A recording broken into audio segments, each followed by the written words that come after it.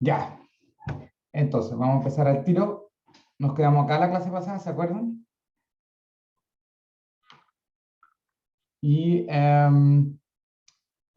habíamos discutido en el fondo cómo influye la adherencia en la resistencia al corte, por ejemplo, de la albañilería, sobre todo a la resistencia al corte.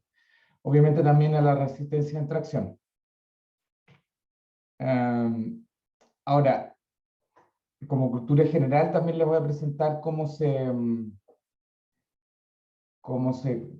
clasifican los morteros en la norma americana, la STMC 270. Esta básicamente la divide en morteros tipo O de ordinary, de ordinario, o sea, normales, que son de resistencia baja, mayor o igual a 2,5 megapascales, de tipo N normal, resistencia mediana, mayor o igual a 5,3. Pero lo interesante también un poco indica cuáles son sus fortalezas y debilidades, digámoslo así. Entonces, por ejemplo, el O fácil de trabajar para aplicaciones con unidades de baja resistencia, porque obviamente no tiene sentido usar un mortero de alta resistencia si las unidades son de baja resistencia. Para muros interiores, por ejemplo, y mortero de reparación para albañilería antigua. En ese sentido, esta clasificación puede ser interesante. Entonces, el N de normal, muros resistentes interiores o exteriores, para los enchapados de albañilería. No sé si ustedes saben lo que son los enchapados de albañilería.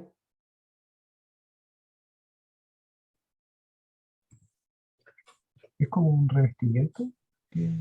Exacto. Porque en cursos anteriores, o sea, en ocasiones anteriores me han preguntado, me han dicho, pero profe, hay edificios de hasta como 18 pisos acá en Chile construidos en albañilería. Yo le digo, no, pues, no es que sean de albañilería, son enchapados de albañilería. ¿Qué significa eso? Que son de hormigón, pero para darle una estética, como si fuese de albañilería, por fuera se le pone unas chapas, o sea, es solamente una cara del ladrillo, que se pega con mortero al hormigón. Es el chapado de albañilería. Yo de hecho vivo en un edificio así. No a propósito, pero resultó ser así. Después, repointing. Repointing significa cuando ya se ha gastado mucho por fuera la hilada, se puede hacer un repointing, o sea, como repuntear, rehacer las hiladas, el mortero ahí donde está gastado. Eso es lo que se llama repointing. Tiene más capacidad de flexión que los morteros de alta resistencia y buena exposición al clima. Después ya tenemos los tipos S, que son de mayor resistencia, 12,7, buena resistencia a la flexión, para albañilería reforzada. ¿Se acuerdan cuál era el mínimo en Chile? Está por acá, es un poco más alto para el mortero chileno. Pero por lo mismo, para albañilería reforzada. En albañilería no reforzada con requisitos de altos de resistencia, zona con riesgo sísmico alto y buena durabilidad ante exposición a clima. Y el M de muy alto, eh, ya estamos hablando casi superior a 18 megapascales, buena durabilidad, solo deberían de usarse cuando se requiera una alta resistencia y se usa generalmente en una albañilería de piedra, ya que tienen una resistencia similar, las piedras con el mortero de alta resistencia. Entonces, si usamos esa clasificación, es necesario escoger el mortero adecuado. Según la resistencia, agrega un mayor costo, entendiendo eso. ¿Por qué? Porque obviamente la resistencia, ¿quién se lo da? El cemento, y el cemento dentro de la mezcla es lo más caro. Entonces, no hay un mortero que sea, entre comillas, el más apropiado de todos los casos, o como dicen en inglés, one fits all, queriendo decir que uno le hace a todas las ocasiones, no. Entonces hay que escogerlo según sus propiedades. Entonces, nunca usar morteros más resistentes que la unidad. Y esto es un poco un axioma bastante importante. ¿Por qué creen que ¿qué se dice esto? Nunca usar morteros más resistentes que la unidad.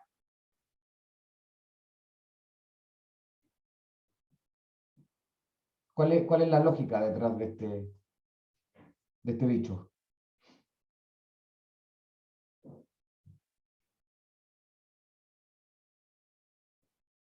¿Por qué quisiéramos tener un mortero menos resistente que la unidad?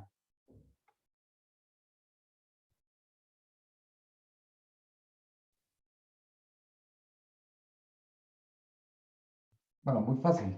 Es porque si el mortero es más resistente que la unidad y se nos daña la unidad, reponer la unidad es mucho más difícil que reponer el mortero. El mortero se puede raspar y se puede reintegrar, hacer un repointing, como decíamos anteriormente. Entonces, es mejor que en caso dado se dañe o perdamos el mortero a perder la unidad. Entonces, según la clasificación, obviamente la resistencia sube respecto a su resistencia, es obvio, pero la retentividad, por ejemplo, baja, indicando también que probablemente estos tengan cala añadida. Después tenemos la adherencia. La adherencia obviamente sube con la resistencia, pero la durabilidad de la adherencia baja con la resistencia. O sea, si bien la adherencia es más baja, se mantiene con su adherencia original por más tiempo. Eso es lo que estamos diciendo acá. Y la permeabilidad es alta respecto a esto. Y normalmente nosotros vamos a querer una permeabilidad baja. Por eso es que nosotros, acá en Chile, deberíamos escoger, viendo todas estas propiedades, uno de estos dos tipos de hormigón. O sea, disculpen, de mortero. El S o el N. Entonces, ¿qué es lo que dice la guía para seleccionar los morteros? Si es exterior y un muro resistente, un N. Un muro no portante, un O. Y parapetos, N. Como alternativa, SOM, NOS y S. Acuérdense que el N estaba incluso por debajo del S. MSNO. Luego, si es exterior bajo terreno, eso cada vez se ve menos, S o alternativamente MON, y para interior puede ser un N, pero también obviamente puede ser un S. Si son no portantes, bueno, podría ser un O. Aunque yo no usaría el O, yo usaría el N. Ahora, esta tabla no aplica para mortero usado en chimeneas, para relleno de albañilerías armadas y para morteros que deban resistir la presencia de ácidos, como comentario. Entonces, mortero cemento y cal, o sea, todos estos morteros son cemento y cal. La retención mínima para esta norma es de 75%. Y cuando se coloca acero de refuerzo en el mortero, el contenido máximo de aire debe ser de 12%. La relación de agregado aglomerante no menor que 2,25, o sea, agregado en las gravillas versus la arena versus el aglomerante, y no mayor que 3,5 veces la suma de los volúmenes cementantes. Y las resistencias, como decía, son estas, ya las habíamos anunciado, y con estos contenidos de aire. Ahora, hemos hablado ya de el hormigón de las hiladas, o sea, no disculpen, no el hormigón, el mortero, para disponer las unidades, pero también tenemos que ver el grout. Y el grout, si bien también es un mortero, ya habíamos anunciado, es un mortero con otras propiedades. ¿En qué se diferencia? ¿No? ¿O por qué se diferencia el grout del mortero normal? Entonces, para empezar, porque la función es distinta. Llenar los huecos donde se ubican las barras de refuerzo, de modo de lograr un trabajo conjunto entre la albañería y las barras. O sea, es decir, adherir las barras con el hormigón de relleno y con la albañilería. ¿Por qué? Porque todos nuestros diseños se basan básicamente en la compatibilidad de formaciones. Si esto no se cumpliese, ninguna de nuestras hipótesis de diseño tampoco se cumpliría. Esa es básicamente la razón. Luego, llenar los huecos de las unidades para aumentar la resistencia del conjunto.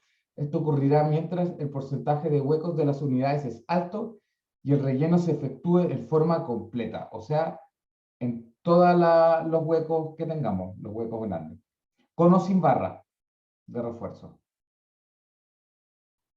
Por ejemplo, acá se disponen de unos, ¿se fijan acá? De unos tubos de PVC, que es para facilitar el grouting, el relleno de estos huecos. Ahora, ¿qué problema tiene esto? Que obviamente al insertar un tubo de PVC acá, el grout no se adhiere después a la unidad. O sea, con este sistema no estaríamos logrando el objetivo justamente del relleno.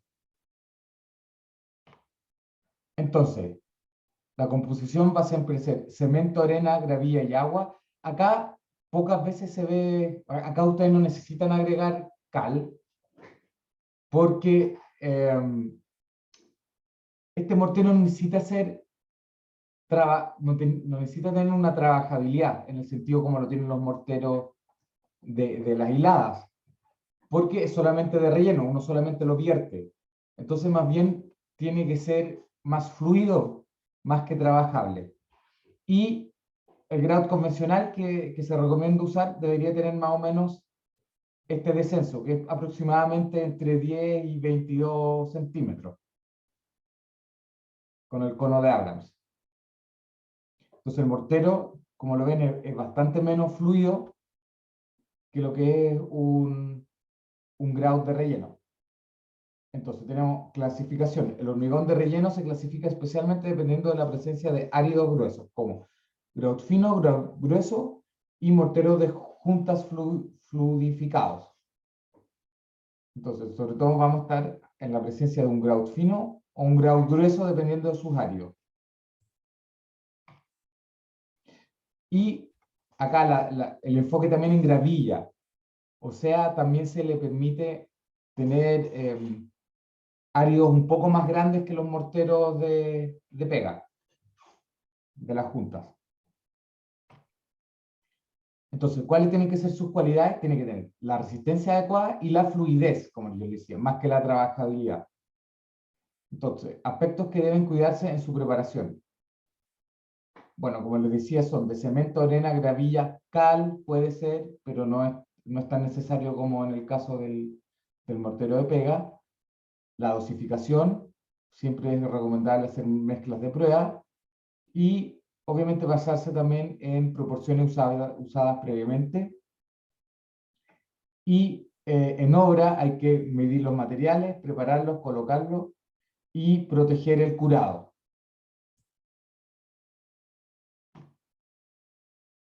Entonces, ¿qué propiedades requeridas tiene? Alto descenso de cono, mayor o igual a 18 centímetros, que equivale más o menos a las 8 pulgadas de las que habíamos hablado.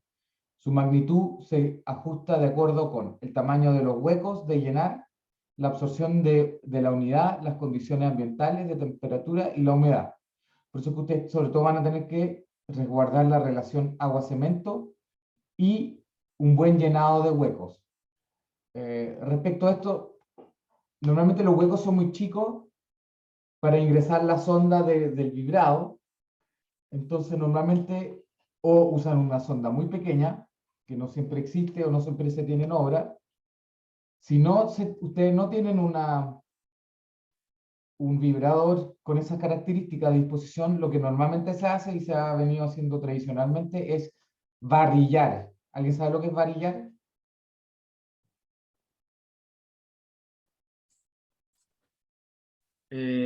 Varillar ¿Sí? es como que eh, bueno, sería como con algo como una barra de acero poder meter y sacar entre el grout para que se vaya esparciendo bien por todos los lados, algo así. Sí, exacto, es más o menos eso. O sea, como tal cual como lo dice la palabra, se usa una varilla. Puede ser de Sería más o cualquier menos, material, ¿no? Puede ser hasta de Análogo madera, a lo que ¿no? hace un vibrador, ¿no? Disculpa. Sería análogo a lo que hace un vibrador, ¿no? Exacto, solo que manualmente. Entonces ustedes Ajá. tienen que meter la varilla y simplemente se va moviendo, golpeando, eh, moviendo básicamente para adentro y para afuera y también en todo el contorno del hueco, justamente para soltar las burbujas sobre todo y no queden nidos. Entonces, sobre todo, la idea es ir eliminando los nidos al varillarlo, el hueco. Esa es como la función principal del varillado en reemplazo del vibrador. Como le decía, a veces no cabe simplemente, incluso las cabezas pequeñas de los vibradores no entran. Entonces hay que varillar nomás, y eso se viene haciendo desde épocas ancestrales, digámoslo así. Así que esa es una forma de lograrlo. Luego, la resistencia a compresión en Chile, ¿se acuerdan cuál habíamos dicho cuánto tenía la S, la americana? Tenía 12, y algo. En Chile nosotros le pedimos 14, 14 para el relleno.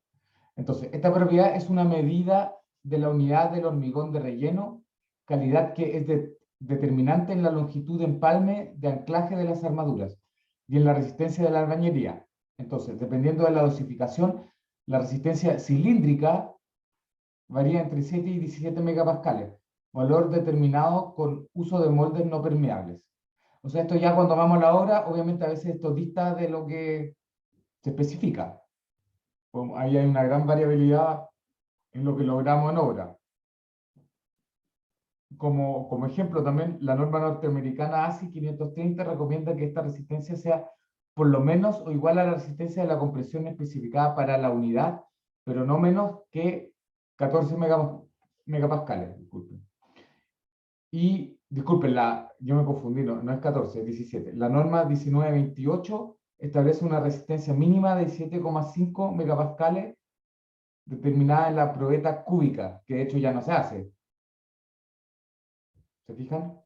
Ahora la probeta es cilíndrica y por eso también acá hay una diferencia. Porque si la cúbica es de 17, obviamente la resistencia nominal debería ser más o menos 14. ¿Se entiende o no? Sí. Porque la cúbica, obviamente por su confinamiento, nos lleva a resistencias mayores a las nominales, digámoslo. Si hoy en día hay un tema, un poco un problema con esas definiciones, ¿ya? Pero yo creo que si ustedes logran una resistencia de 14 megapascales cilíndricas, deberían de andar bien. Luego, uso distinto del hormigón de relleno. Cuando los huecos que se deben llenar tienen una dimensión mínima de 50 milímetros, se debe usar un mortero con una relación agua-cemento mayor que el mortero de junta y una resistencia mínima a la compresión de 14 megapascales. Esto es más o menos evidente, porque obviamente yo requiero de un mortero, o sea, sí, un grout más fluido, por eso relación mayor de agua-cemento. Cuando los huecos son de dimensiones similares a las de los bloques de hormigón, que tienen huecos mucho más grandes, se puede usar un hormigón de relleno fino o grueso, dependiendo de los requerimientos que establece el hueco que se rellena. En general, yo diría, en términos generales, cuando el hueco es pequeño, como en la unidad de cerámica, yo usaría un grout fino, pero para los bloques yo usaría más bien un grout grueso, porque probablemente me dé más resistencia también. Así que ahí ustedes tienen que un poco jugar con eso. Esto también es cultura general. Según el Eurocódigo, el tamaño máximo de árido grueso no debe ser mayor que 10 milímetros, cuando la dimensión de hueco es por lo menos 50 milímetros. Y el recubrimiento de la armadura está entre 15 y 25 milímetros. Y no debe exceder 20 milímetros cuando las dimensiones anteriores no son menores a 100 y 25 milímetros respectivamente. Pero, según la 1928, la altura, disculpe, esto es otra cosa, las alturas máximas de llenado deben cumplir con la menor dimensión del hueco, 5, por ejemplo, la altura máxima del relleno es 30 centímetros. Y cuando ya es 8, puedo llegar a 120. Y cuando es mayor o igual que 12, por ejemplo, los bloques, yo ya puedo tener un llenado de 240. Para alturas llenados mayores que 120 centímetros se deben usar ventanas de inspección y limpieza en la base de los huecos a llenar. Para unidades con dimensión mínima de hueco mayor que 12 centímetros, la altura de llenado se podrá incrementar hasta 480, lo cual dudo que ustedes van a llegar a esto porque ya 240 es un piso y entre medio ustedes tienen que probablemente hacer una losa o algo, así que yo creo que este es más o menos como el máximo, bajo la supervisión de la inspección técnica de obra. Ahora, comentario general. Yo creo que esto se da a menudo, dimensiones de 5 centímetros. Aún así, yo dudo que se cumpla mucho esto, porque tener que rellenar cada 3 hiladas es un esfuerzo adicional importante y probablemente incluso para los menores en obra se haga esto. Esta es la realidad, no lo que dice la norma, pero la realidad probablemente dicta que el llenado al menos es cada cada 120 centímetros, o mejor dicho, cada mitad de muro. Probablemente muchas veces ni siquiera se respete esto, sino que el vaciado es por piso, por altura de piso, y sea más o menos esto, independientemente de la dimensión. Luego, las barras de refuerzo. Para cambiándonos las barras, la función, bueno, ya sabemos, es resistir las tensiones de tracción que se producen en los muros, proporcionar capacidad de formación inelástica a los muros y controlar el agrietamiento, su distribución y el espesor de las grietas que se formen. Entonces vamos a poder disponer de barras verticales y horizontales. Las barras verticales, obviamente, siempre tienen que llevar relleno de grout, sea cual sea el tipo de muro. Esto, por ejemplo, es una práctica americana. Nuestra práctica es más como esta, donde tenemos huecos y vamos a rellenar al menos los huecos con las barras. Entonces, barras con resalte, idénticas de las barras usadas en elementos de hormigón, que se guían por la NSH 204. Y el tamaño diámetro de las barras está limitado por las dimensiones del hueco o el espesor de junta donde se ubica por la presencia de empalme. Y como ya lo vimos en el módulo de albañilería armado, esto está descrito en la 1928. Para las escalerillas y armaduras electrosoldadas, las propiedades se guían según esto, según estas normas. El diámetro máximo está limitado por el espesor de la junta y las restricciones, su uso está limitado en función de la demanda sobre el elemento.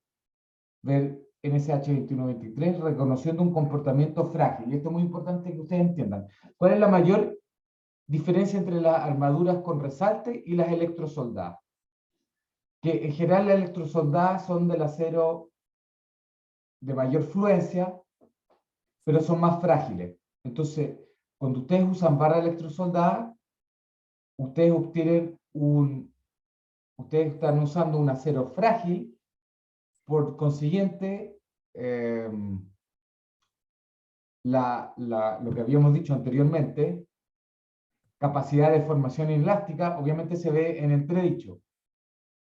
Es un tema de las normas, yo creo que va a ser parte de la discusión de la próxima norma, cómo arreglamos esto. Si se sigue permitiendo o no, o hay que aumentar la cuantía para asegurar de que no falle, y un largo etcétera. Entonces, para que ustedes hagan una idea, este más o menos es el de 400 megapascales, 420 acá, ¿se fijan? Y este es aproximadamente el del 500. Pero si se ven la parte ¿cómo se llama? De la deformación plástica, disculpe, la deformación plástica, si bien no es tan grande en el de 420, tampoco la curva de endurecimiento es tan pronunciada y llega a un 50% más de capacidad de deformación que justamente el acero de 500. Se fijan que prácticamente no tiene deformación plástica y comienza prácticamente inmediatamente su curva de endurecimiento.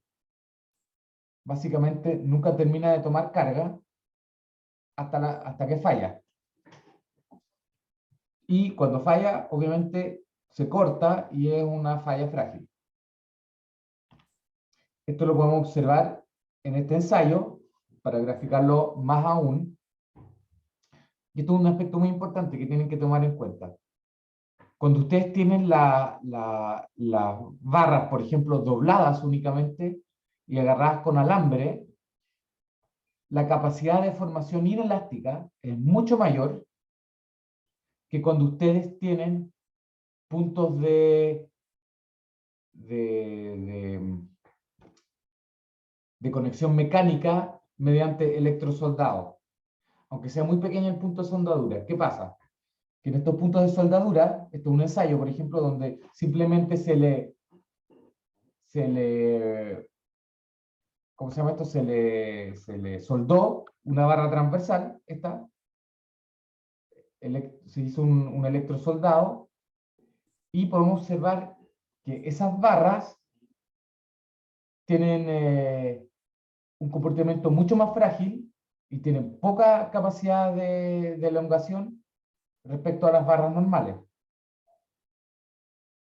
¿Se fijan? Entonces, adicionalmente, el punto de soldadura incrementa la fragilidad de las barras. Entonces, eso también es un punto a considerar. Por eso yo creo que también en la próxima discusión de normas, esto va a ser un punto importante a tratar.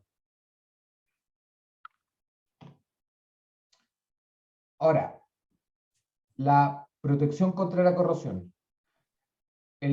Básicamente el hormigón de relleno, bien consolidado, es la protección contra la corrosión. Más, obviamente, la unidad hacia afuera. Pero sobre todo el hormigón de relleno.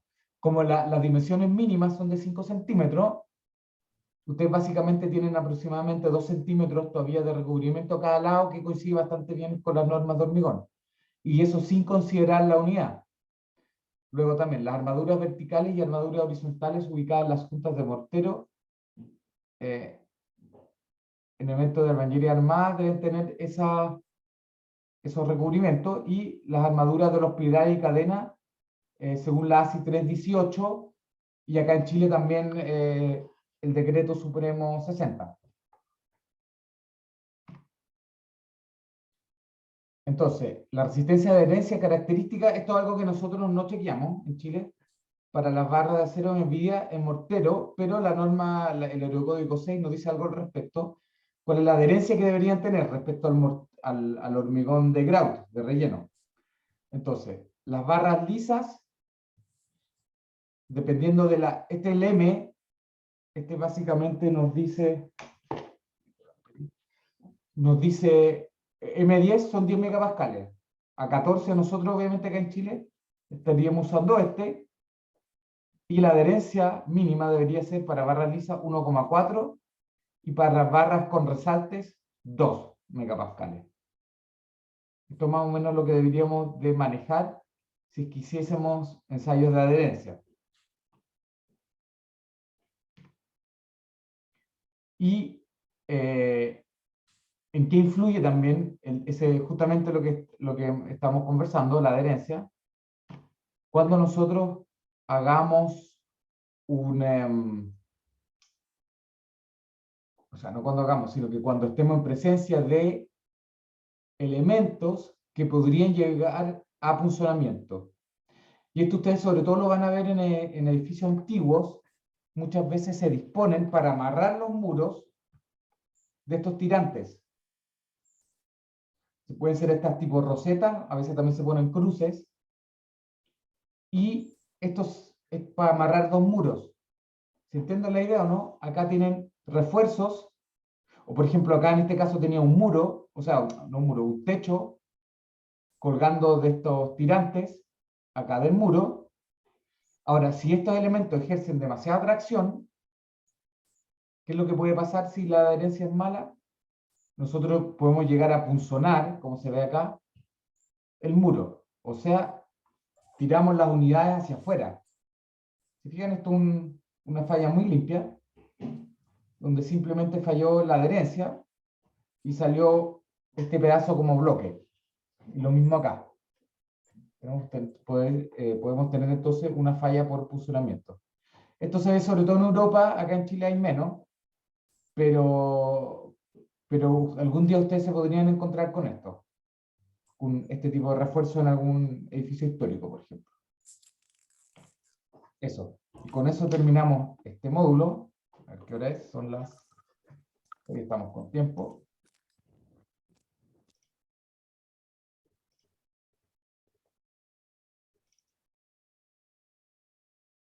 Vamos a entrar al último. Vamos a entrar todavía al último capítulo. El último módulo, que se llama Propiedades mecánicas de la albañilería.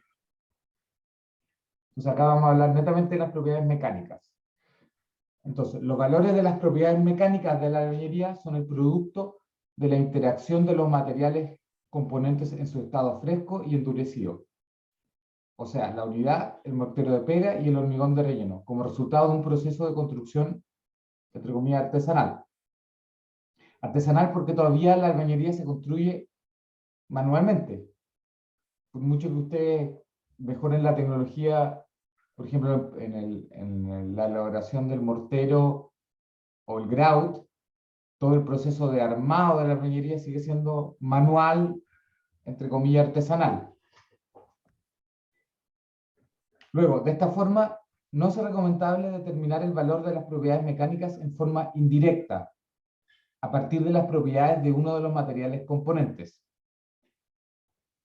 Este comentario, acuérdense que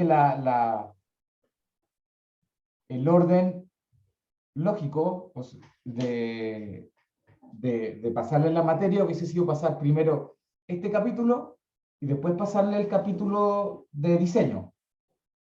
Entonces, como ya vimos en los capítulos posteriores, muchas de las propiedades que obtenemos para el diseño de albañilería, según las normas, son indirectas. Por ejemplo, ¿se acuerdan el módulo de elasticidad?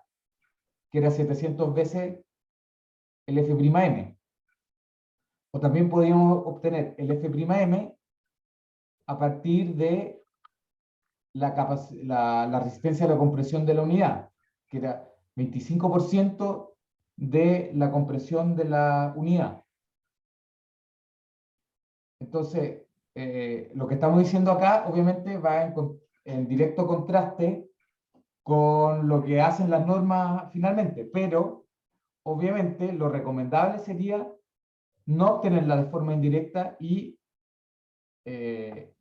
en cambio hacerlo de forma directa, con los ensayos específicos para cada una de las propiedades.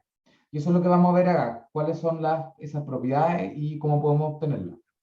Las propiedades mecánicas de la albañilería dependen de las propiedades de los materiales, sus unidades, mortero y el hormigón de relleno, la calidad de la mano de obra y el curado y la protección en los primeros días. Y ahí donde también siempre vamos a tener una diferencia respecto a lo que hacemos en laboratorio y respecto a la obra, y cómo se hace en obra. Que obviamente siempre se tendrán menos cuidados y las variables ambientales son menos propicias en obra que en laboratorio. Luego, ¿Cuáles son las propiedades mecánicas? Se caracterizan a través de índices de resistencia, donde los principales son el F'M, o sea, la resistencia prismática, la adherencia, τm, o el valor de corte, y la flexión debido a corte. Disculpen, la flexión fuera del plano, FBT. E índices de rigidez, que es el módulo de elasticidad, y el módulo de corte. Normalmente, en materiales isotrópicos, Gm es respuesta directa de Em. ¿De qué depende Gm? ¿Alguien sabe? ¿Alguien se acuerda?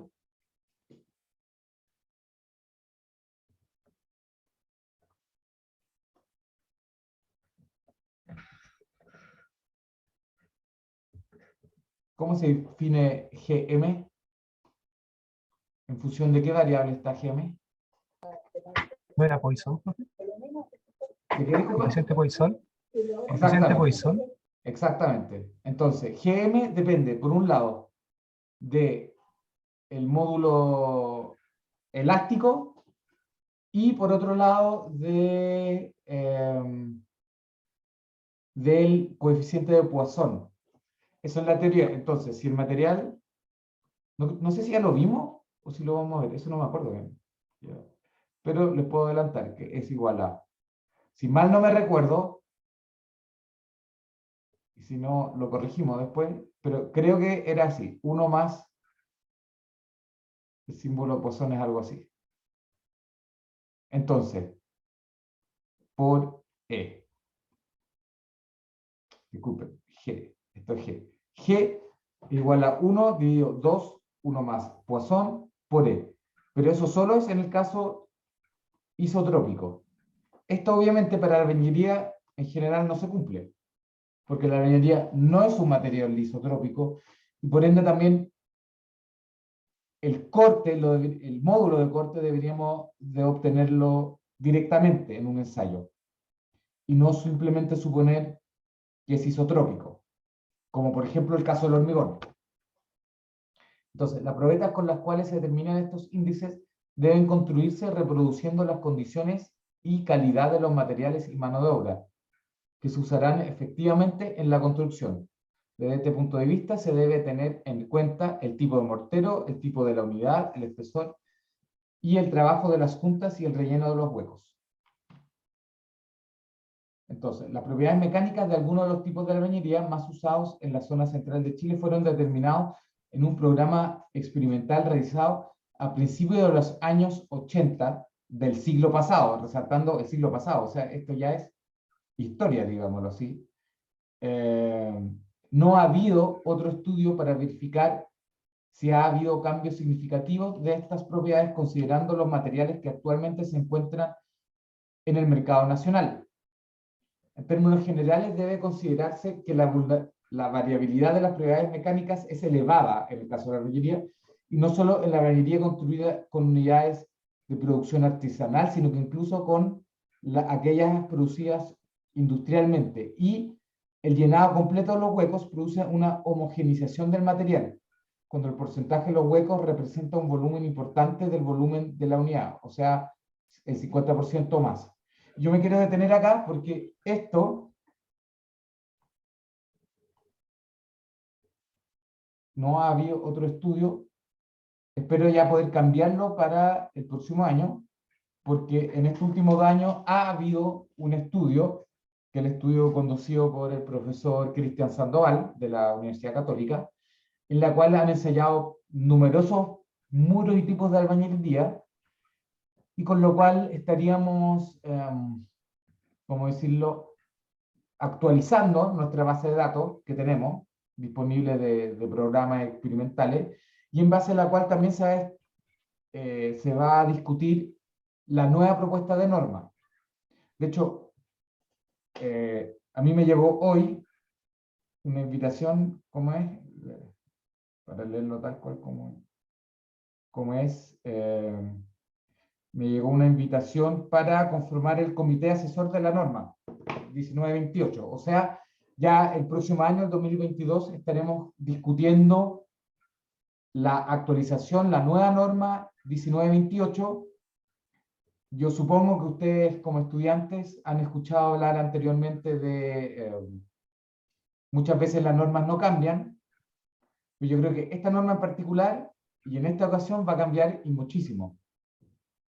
O sea, luego de haber hecho este curso conmigo, probablemente el próximo año cuando se estudie, cuando se promulgue o se quede vigente la nueva norma, probablemente vayamos a tener que reestudiar el cómo se diseña al menos la albañilería armada. Ya que como le estoy anunciando, yo creo que se vienen cambios y cambios importantes, no menores, en esta norma en particular.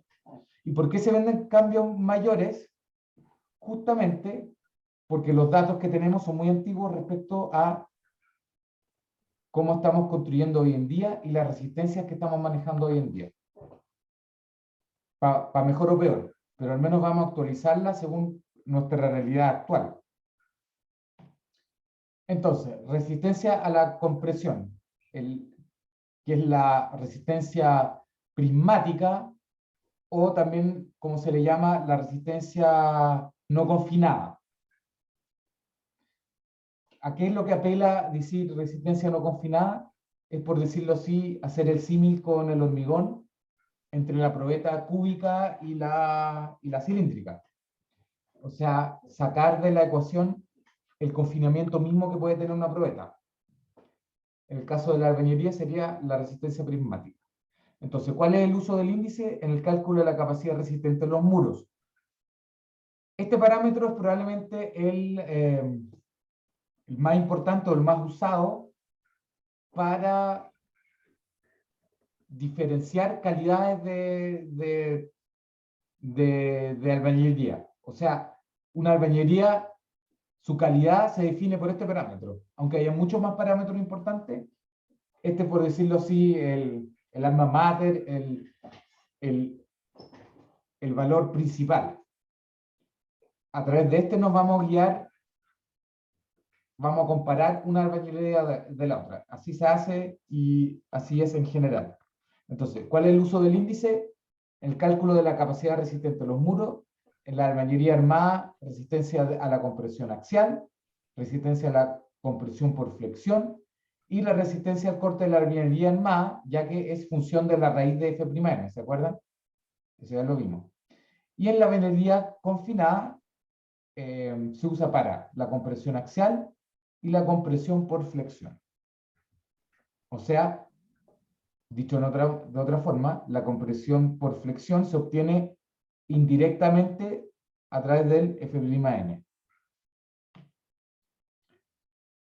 ¿Cómo se determina? El ensayo de prima de albañilería sometido a una fuerza de compresión axial que está estipulado en el anexo B de la norma 1928, ya lo vimos, y que es lo que se pide, un ensayo de al menos 5 prismas con un mínimo de 3 hiladas y una esbeltez de altura espesor mayor o igual a 3.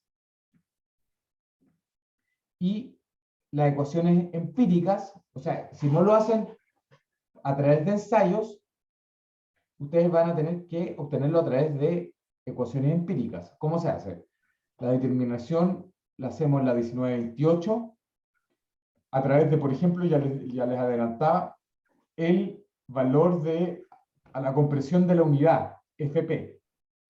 Entonces, una forma también de obtenerlo es decir, que vale un 25% del valor de compresión de la unidad, pero nunca mayor a 6 megapascales, y en el caso de los bloques, a un 30%. Ahora, comentarios respecto a eso. Yo creo que esto también es uno de los aspectos que se va a discutir en la nueva norma. ¿Por qué? Porque justamente este valor y este no necesariamente son tan directos y tienen una tan buena correlación. Habría que verlo en base al mérito de los nuevos ensayos que se han hecho, de la nueva base de datos, pero es muy indirecto y por ende también, por eso es que se castiga con un máximo de 6 megapascales. O sea, no importa cuán buena sea la calidad de FP, si supera, haciendo la inversa, 6 por 4, 24, si supera los 24 megapascales, la resistencia de la unidad cerámica, igual el máximo son los 6 megapascales respecto al valor de la resistencia prismática. Y también tenemos valores indicativos, por ejemplo, para las albañilerías construidas con unidades cerámicas hechos a mano, o sea, por ejemplo, el ladrillo fiscal, donde la NSH 2123 recomienda usar 1,5. Acá, cuidado con la palabra recomienda, no sé si recomienda o directamente lo exige. ¿Vale? Podemos verlo al tiro. Vamos al tiro para salir de dudas.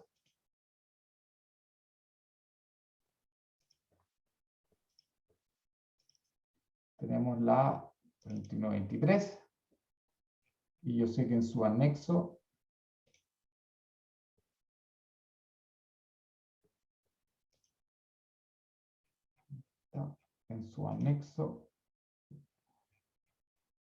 anexo acá,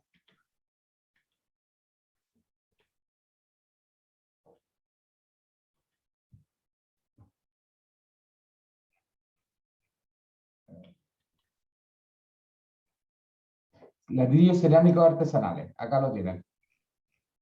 Y es normativo, hay que ver si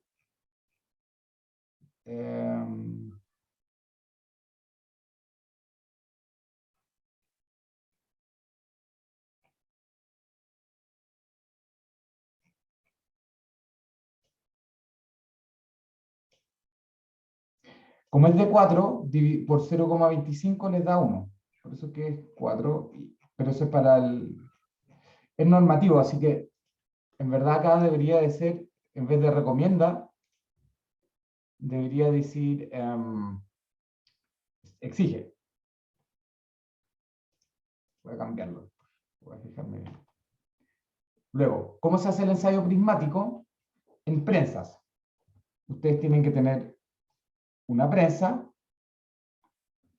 en la cual ustedes puedan medir la carga máxima que consiguen del prisma que ustedes están ensayando. Ahora, si ustedes también quieren medir el módulo de elasticidad, ustedes también pueden agregar un extensómetro, puede ser digital o análogo, en el cual ustedes, además de medir la carga que le están imponiendo al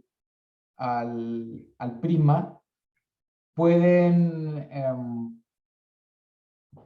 medir también la extensión, y mediante esto ustedes pueden obtener una curva carga-deformación y por ende también el módulo de elasticidad, el módulo secante. Ahora, este esquema está erróneo porque en general uno debería medir esa extensión, esa deformación a la compresión en el tercio medio, no desde los bordes. ¿Por qué? Para independizarse un poco del confinamiento que se produce acá, por roce en las partes superior e inferior del prisma. Entonces, si ustedes quieren también obtener el módulo elástico, ustedes tienen que no solamente medir la carga, sino que también la deformación que se produce durante el ensayo. Entonces, ¿qué es lo que pasa durante un ensayo del prisma? Ustedes traspasan, en el fondo en cadena, en serie, traspasan las cargas verticales, pero también en las interfaces entre mortero y la unidad, por el efecto de Poisson, porque la unidad se va a querer, no la unidad, el prisma, se va a querer ensanchar hacia afuera, ¿cierto? Se producen también tensiones de corte entre entre estos elementos, la unidad y el mortero, que obviamente se netean, quedan en cero, pero las tensiones están ahí.